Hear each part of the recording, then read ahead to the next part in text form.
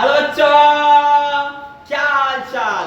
और फिर आज आपका भाई एक नए अंदाज में नए तरीके से इस BA concept king YouTube channel पर लेकर के आया है most VVI objective class 12th का लेसन 5 का। तो आइए शुरू करते हैं इस मोस्ट इंपॉर्टेंट वीवीआई ऑब्जेक्टिव को। लेकिन इस ऑब्जेक्टिव को शुरू करने से पहले आपका भाई हमेशा की भांति इस बार भी आपसे रिक्वेस्ट करेगा, अगर आप इस चैनल पर नए हैं तो चैनल को सब्सक्राइब करें, वीडियो अच्छा लगे तो लाइक करें और कमेंट करके बताओ कि आपको वीडियो कैसा लगा। और इस वीडियो को ज्यादा से ज्यादा मात्रा में शेयर जरूर करें ताकि आपको भी फायदा हो और आपके दोस्तों को भी फायदा हो। तो चलिए स्टार्ट करते हैं इस वीडियो को। तो जैसा कि आप देख रहे हैं कि हिंदी क्लास 12th चैप्टर 5 का ऑब्जेक्टिव जो कि रोज चैप्टर है, और इस चैप्टर का ऑब्जेक्टिव आपका भाई एक नए तरीके से नए अंदाज में प्रस्तुत करेगा। तो चलिए क्वेश्चन नंबर 1 देखते हैं। क्वेश्चन नंबर 1 क्या है? क्वेश्चन नंबर 1 है रोज शीर्षक कहानी का पूर्व नाम क्या था। क्वेश्चन देखना है। क्वेश्चन नंबर 1 क्या है? यहाँ पे ये जो रोज कहानी है, रोज कहानी है, इसका पूर्व नाम का मतलब पहले इसका नाम क्या था। तो यहाँ पे लौटती पगडंडिया, छोड़ा हुआ रास्ता, या फिर विपथगा, या फिर गैंग्रीन। तो ऑप्शन आपके पास 4 है, इन 4 में से कोई एक सही है। तो आपको बताना है कि रोज शीर्षक कहानी का पूर्व नाम क्या था। तो देखेंगे कि इसका आंसर होगा रोज कहानी का पूर्व नाम क्या था। नहीं पता है हमें भी, आप बताओ। ठीक है, गैंग्रीन रोज शीर्षक कहानी का पूर्व नाम था गैंग्रीन। रोज कहानी शीर्षक कहानी का पूर्व नाम क्या था? गैंग्रीन। चलते हैं क्वेश्चन नंबर 4 की ओर, क्वेश्चन नंबर 2 की ओर। तो देखना है रोज इनमें से क्या है। कह रहा है ना, रोज इन विद्याओं में से क्या है। ये सारी विद्या है और इन विद्याओं में से क्या है? निबंध है, कहानी है, उपन्यास का अंश है, या फिर आलोचना का अंश है। तो रोज जो है निबंध है कि कहानी है कि उपन्यास का अंश है कि आलोचना का अंश है। तो आप कहोगे कि सर जी इसके ऊपर वाले क्वेश्चन में था कि रोज कहानी का पूर्व नाम क्या है, तो गैंग्रीन, तो इसमें कहानी बोला भी था। और देखिए ना, इसमें ऑप्शन में भी कहानी है। ऑप्शन नंबर बी जो है सही है। रोज इनमें से क्या है? तो ये कहानी है। क्वेश्चन नंबर 3 देखते हैं। किस पाठ में आया है 3 बज गए, 4 बज गए, 11 बज गए? वाह। रोज कहानी मालती से रिलेटेड, स्त्रियों से रिलेटेड। इस पाठ में मालती ही कहती है 3 बज गए, 4 बज गए, 11 बज गए। यानी कि इस बात का जिक्र किस पाठ में हुआ? अर्धनारीश्वर, हंसता हुआ मेरा अकेलापन, तिरिच, या फिर रोज। तो आप लोग बता ही सकते हो कि 3 बज गए, 4 बज गए, 11 बज गए किस पाठ में बताया गया है? तो रोज पाठ में option number D. Option number B, रोज पाठ में इस बात का जिक्र हुआ है कि 3 बज गए, 4 बज गए, 11 बज गए। चलिए क्वेश्चन नंबर 4 की तरफ बढ़ते हैं। क्वेश्चन नंबर 4 क्या है? ध्यान देना है। कौन सी कृति अज्ञे की है? कौन सी कृति अज्ञे की है? मतलब अज्ञे जी ने कौन सी रचना को लिखा हुआ है? तो देख रहे हैं, पल्लव कितने नाव में कितनी बार ओ सलानीरा हरी घास पर चढ़ गए। तो आप बता सकते हो कि अज्ञे जी ने जिस कृति की रचना की है, क्या वो पल्लव है, क्या वो कितनी नाव में कितनी बार है, या फिर ओ शनानीरा है, या फिर हरी घास पर चढ़ गए? तो आप देख सकते हैं कि कौन सी कृति अज्ञे की है। तो पल्लव कितनी नाव में कितनी बार, ओ सदा नीरा या फिर हरी घास पर क्षण भर। तो हम बताना चाहेंगे कि ये जो रचना है कितनी नाव में कितनी बार, या फिर ओ सदा नीरा या फिर पल्लव, तो इसमें से हरी घास पर क्षण भर अज्ञे जी की रचना है। हरी घास पर क्षण भर किन की रचना है, अज्ञे जी की रचना है। आगे देखना है। अच्छा, इस वाला क्वेश्चन और ये वाला क्वेश्चन देखो तो, इसमें रचना है और इसमें पुस्तक है। तो ये वाला पुस्तक है और ये ना उनकी रचना है ना। आप देख सकते हैं क्वेश्चन में अंतर देखिए, है ना। कौन सी कृति आगे की है, कृति में पूछ रहा है। तो हरी घास पर क्षण भर ये भी उन्हीं की कृति है, और कितनी नाव में कितनी बार, है ना, ये भी उन्हीं की कृति है ना। लेकिन एक इसमें से पुस्तक है और एक इसमें से क्या है, रचना है। उसी क्वेश्चन को यहाँ पे पलट दिया गया, किसके रूप में, पुस्तक के रूप में। कौन सी पुस्तक आगे की है, तो आप कहोगे हरी घास पर क्षण भर। आप कौन सी रचना आगे की है, तो आप कहोगे कितनी नाव में कितनी बार।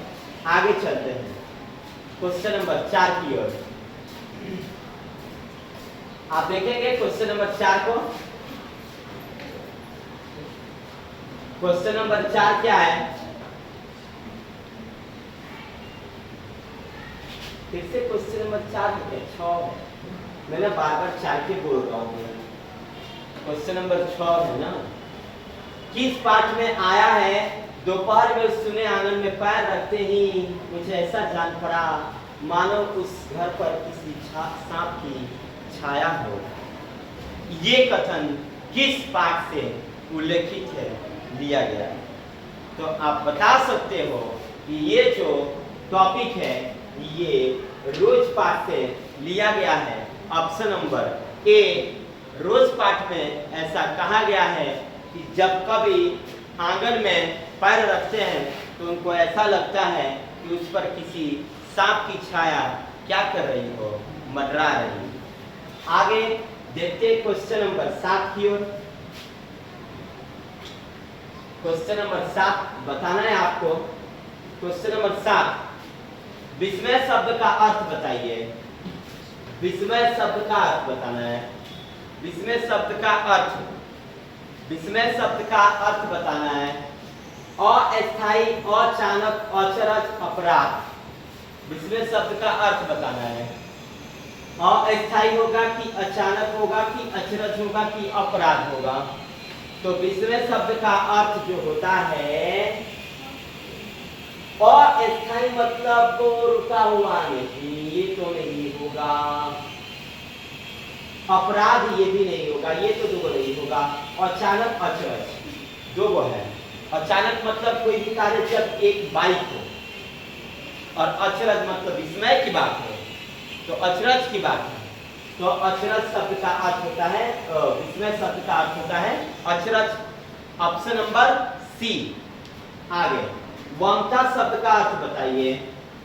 वमता शब्द का अर्थ, वमता शब्द का अर्थ बताना, नारीत्व, पुरुषार्थ, स्त्रीयता या फिर विपरीतता, है ना।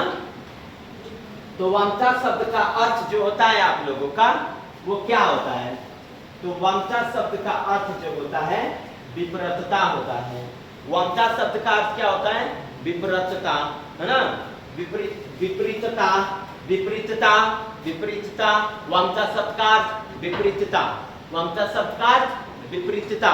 ठीक है, इस बात पे याद रखना। आगे चलते हैं क्वेश्चन नंबर 9 और 10 की ओर। क्वेश्चन नंबर 9 क्या है, अकथ्य शब्द का अर्थ बताइए। अकथ्य आप लोग को तो पता ही है, जो कहा जा सके उसे कथ्य कहते हैं। जो कहानी कही गई, वो तो कहानी कही गई हो, वो तो प्राचीन काल के बारे में बात हो गई था। जो कथा समझी गई हो, नहीं नहीं नहीं। तो अकथ्य का अर्थ होता है जिसे कहा ना जा सके। ऑप्शन नंबर ए, अकथ्य शब्द का अर्थ क्या होता है, जिसे कहा न जा सके। देखना है। क्वेश्चन नंबर 10 क्या है? रोज शीर्षक कहानी के कहानीकार का नाम बताइए। वाह, रोज कहानी के जो पाठ के लेखक हैं वो कौन है बताइए दो आप। क्या प्रेमचंद जी हैं, मोहन राकेश जी, चंद्र जगदीश चंद्र माथुर, या फिर सचिदानंद हीरानंद वात्स्यन अज्ञे? बताइए कौन? तो आप बता सकते हैं सचिदानंद हीरानंद वात्स्यन अज्ञे। अभी एग्जाम पेपर में ना क्वेश्चन भी आता है कि अज्ञे जी का पूरा नाम क्या था? अज्ञे जी का पूरा नाम क्या है? तो सचिदानंद हीरानंद वात्स्यन अज्ञे। अज्ञे जी का पूरा नाम सचिदानंद हीरानंद वात्स्यन अज्ञे। उनके ये पिताजी का नाम है हीरानंद शास्त्री, डॉक्टर हीरानंद शास्त्री। उन्हीं के नाम से इनका नाम योग है सचिदानंद हीरानंद वात्स्यन अज्ञे। आगे चलते हैं 11 नंबर क्वेश्चन की ओर। क्या कहता है? 11 और 12 नंबर क्वेश्चन क्या है आप देख सकते हैं। अज्ञे जी का जन्म कब हुआ था? 6 मार्च 1910, 7 मार्च 1911, 8 मार्च 1912, 9 मार्च 1913। ऑप्शन नंबर कितना होगा आप बता सकते हो। तो अज्ञे जी का जन्म कब हुआ था? तो देख सकते हैं आप लोग 6 मार्च 1910, 7 मार्च 1911, 8 मार्च 1912, 9 मार्च 1913। कौन सा होगा? तो आप बता सकते हो कि अज्ञे जी का जो जन्म हुआ था वो 7 मार्च 1911 को हुआ था। Option number B, option number B 7 मार्च 1911 को। अज्ञे जी का निधन कब हुआ था? Question number 12। अज्ञे जी का निधन कब हुआ था बताइए। 2 अप्रैल 1985, 3 अप्रैल 1986, 4 अप्रैल 1987, 5 अप्रैल 1988, है ना? अज्ञे जी का निधन कब हुआ था? 2 अप्रैल 1985, 3 अप्रैल 1986, 4 अप्रैल 1987, 5 अप्रैल 1988। कौन सा ऑप्शन होगा आप देख सकते हो। तो अज्ञे जी का जन्म 7 मार्च 1911, 7 मार्च 1911 को जन्म, तो निधन कब? तो 4 अप्रैल 1987 को इनका हुआ था निधन। ऑप्शन नंबर सी 4 अप्रैल 1987। सुनील भाई क्या हाल है? 4 अप्रैल 1987, 4 अप्रैल 1987, 4 अप्रैल 1987 को अज्ञे जी का क्या हुआ था? निधन। आगे क्वेश्चन नंबर 13 देखते हैं। अज्ञे जी का जन्म कहाँ हुआ था बताइए आप लोग। अज्ञे जी का जन्म कहाँ हुआ था? इटारसी मध्य प्रदेश, सिमरिया बेगूसराय बिहार, नमोही वाराणसी उत्तर प्रदेश के सया कुशीनगर उत्तर प्रदेश। तो आप लोग को तो पता ही है, ये वाला सारांश में मैं तो पढ़ाया हूँ कि कसया कुशीनगर उत्तर प्रदेश में अज्ञे जी का क्या हुआ था? जन्म हुआ था। यहाँ पे कसया कुशीनगर उत्तर प्रदेश, कसया कुशीनगर उत्तर प्रदेश में अज्ञे जी का जन्म हुआ था। कसया कुशीनगर उत्तर प्रदेश। अगला क्वेश्चन क्या है? क्वेश्चन नंबर 14 आप देख सकते हो। क्वेश्चन नंबर 14, अज्ञे जी की मूल निवास स्थान कहाँ है? ये अच्छा, इसके पहले जन्म स्थान था कसया कुशीनगर उत्तर प्रदेश। इसके पहले अज्ञे जी का जन्म स्थान था कसया कुशीनगर उत्तर प्रदेश। और अभी जो क्वेश्चन है उनका मूल निवास स्थान पूछ रहा है। अज्ञे जी का मूल निवास स्थान कहाँ था, मतलब रियलिटी में रहते कहाँ थे अज्ञे जी? रियलिटी में अज्ञे जी रहते कहाँ थे? तो आप लोग को तो पता है करतारपुर पंजाब। करतारपुर अज्ञे जी का मूल निवास स्थान कहाँ है? करतारपुर पंजाब। ऑप्शन नंबर ए। आगे 15 नंबर क्वेश्चन, रोज कहानी की नायिका कौन है? वाव, ये तो मलविका, माधवी, मधुमालती नहीं, मालती। रोज कहानी की नायिका कौन है? मालती, जिस पर जिसके चारों तरफ ये संपूर्ण पाठ क्या कर रहा है, चल रहा है। रोज कहानी की नायिका कौन है, मालती। कौन है, मालती है, जिसके जिसके सब चारों ओर संपूर्ण पाठ चल रहा है। Option number B. आगे चलते हैं। 16 नंबर क्वेश्चन, नदी का द्वीप किनकी रचना है। 16 नंबर क्वेश्चन, नदी का द्वीप किनकी रचना है। देख सकते हैं आप लोग, क्वेश्चन नंबर 16 है, नदी का द्वीप किनकी रचना है, बताइए। उदय प्रकाश जी की, अज्ञे जी की, मलय जी की, मणि मधुकर की। बताइए नदी का द्वीप किनकी रचना है। तो नदी का द्वीप जो है वो अज्ञे जी की रचना है। Option number B. Option number B है अज्ञे जी की रचना। नदी का द्वीप किनकी रचना थी जी, अज्ञे जी की रचना थी। नदी का द्वीप किनकी रचना है, अज्ञे जी की। आगे अज्ञे किस बात से संबंधित है, अज्ञे जी किस बात से संबंधित है, छायावाद से, प्रयोगवाद से, रहस्यवाद से या फिर स्वच्छंदवाद से। तो आप लोग बता सकते हो। ये क्वेश्चन स्टार लगा दूं, अच्छा क्वेश्चन है। अज्ञे जी किस बात से रिलेटेड है, अज्ञे जी किस बात से रिलेटेड है। तो अज्ञे जी छायावाद से, प्रयोगवाद से, रहस्यवाद से या फिर स्वच्छंदवाद से। तो अज्ञे जी जो है प्रयोगवाद से रिलेटेड है। अज्ञे जी का जो संबंध है वो प्रयोगवाद से। Option number B. Option number B, प्रयोगवाद से। अज्ञे जी का संबंध किस बात से है, प्रयोगवाद से। 18 नंबर क्वेश्चन, नायिका कौन है जी, रोज पाठ में नायिका कौन है। तो रोज पाठ में नायिका कौन है, Malti. Option number A. Option number A. चलते हैं आगे। मालती के शिशु का नाम क्या था, मालती के शिशु का नाम क्या था, टीटी। ये तो आसान क्वेश्चन है। ये तो ऐसे आप सिर्फ पाठ को पढ़ लो, किसी के मुंह से सुन लो तो याद रहेगा। मालती के बेटे का नाम क्या था, टीटी। अतिथि मालती के यहाँ कैसे पहुंचा था, टट्टू से, मोटर से, पैदल या फिर साइकिल से। तो कवि जो थे मालती से मिलने के लिए 4 सालों बाद, कवि मालती से मिलने के लिए 4 सालों बाद पता है किससे आए थे, पैदल अपने बचपन की सखी से मिलने के लिए। किससे आए थे, पैदल। Option number C. आगे देखते हैं अगला क्वेश्चन क्या है। 21 नंबर क्वेश्चन आप देख सकते हो क्या है। लेखक मालती के घर पहुंचने हेतु कितने पैदल चला था। वाह, पैदल चल करके आए थे। कितने किलोमीटर का, 15 मील, 18 मील, 20 मील, 12 मील पैदल चलकर आए थे ना जी, पैदल चलकर आए थे। अब ये पैदल चल करके आए थे किससे मिलने के लिए, मालती से मिलने के लिए। ठीक है, 15 मील, 18 मील, 20 मील, 12 मील।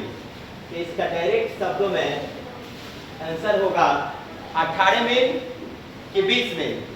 आप लोग बताओ इसका आंसर क्या होगा, 18 मील कि 20 मील।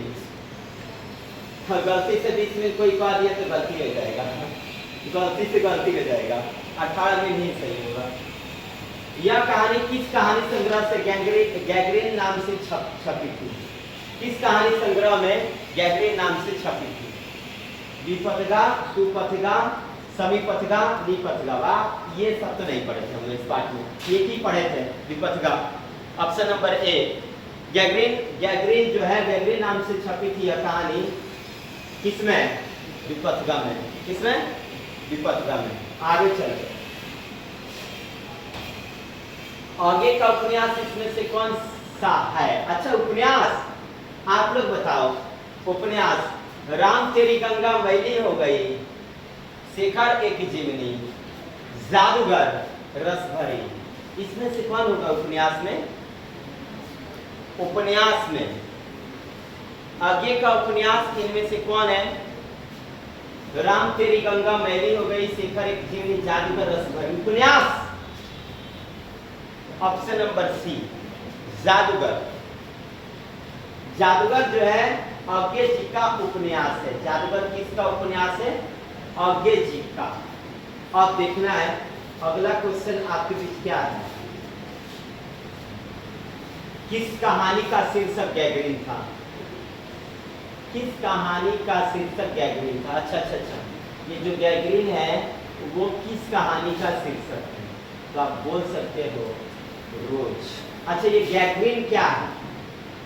गैगरीन क्या है आप लोग सोच के बताओ। गैगरीन ना एक रोग है जो कांटा चुभने से होता है ना।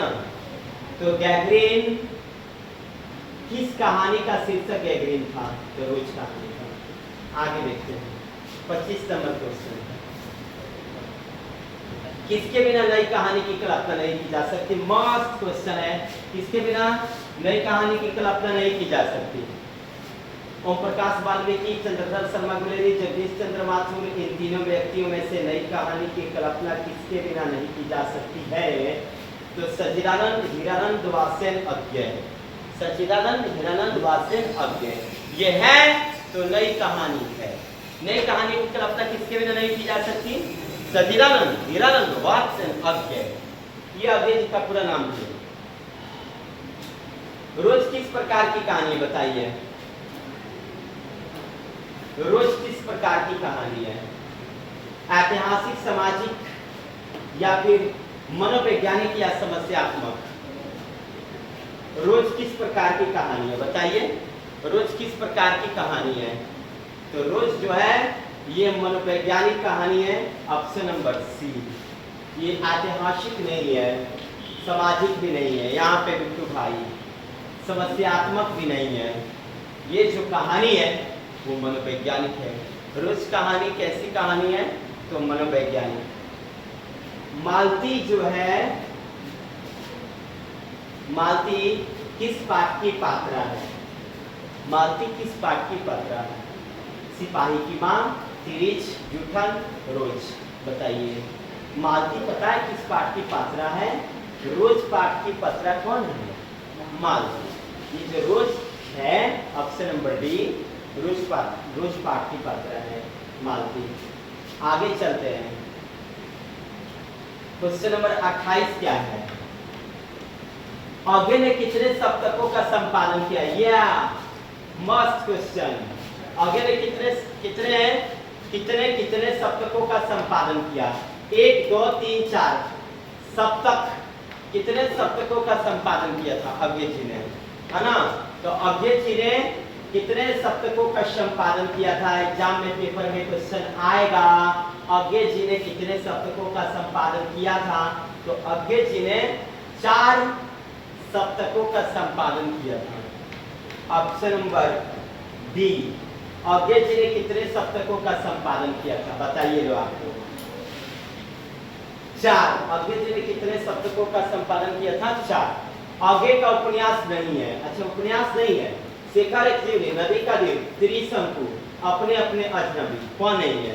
तो ये तो कोई भी जान सकता है। त्रिशंकु अज्ञे जी की उपन्यास नहीं है। अज्ञे जी का उपन्यास शेखर एक जीवनी है, नदी का द्वीप है, अपने अपने अजनबी। 3 गो उपन्यास है और गलत जो है वो कौन है?